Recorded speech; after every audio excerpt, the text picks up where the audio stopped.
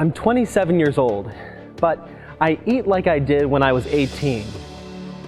What I'm saying here is, I'm getting fat.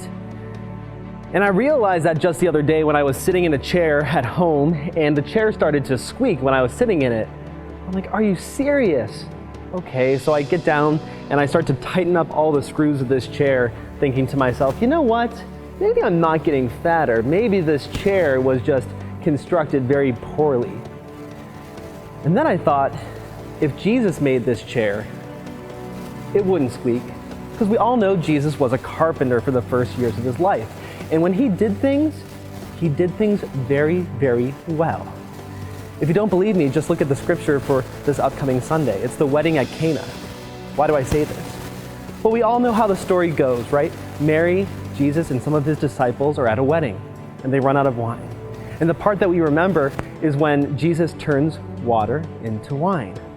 But there's a detail in there that I just think is so important, and sometimes we pass over it. The head waiter called the bridegroom and said to him, "Everyone serves the good wine first, and then when people have drunk freely, an inferior one. But you have kept the good wine until now." It says, Jesus did this at the beginning of his signs at Cana in Galilee, and so revealed his glory, and his disciples began to believe in him. Jesus revealed his glory by, one, performing a miracle, but doing it well.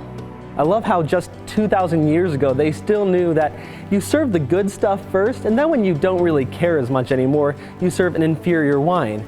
But Jesus doesn't do that. To show his glory, he serves good wine. And people, that's impressive. That's an impressive thing. What does that teach me? What does that say to me? That far too often we settle for mediocrity.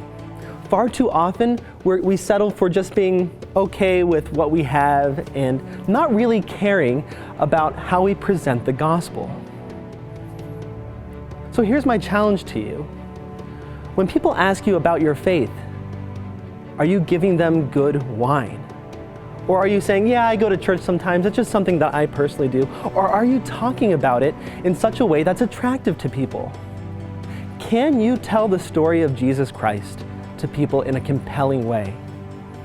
Or do you just sort of brush it off out of fear of being judged or out of some discomfort? I want to challenge everyone watching this video to learn the story of Jesus Christ, to learn his birth, his life, his death, and his resurrection.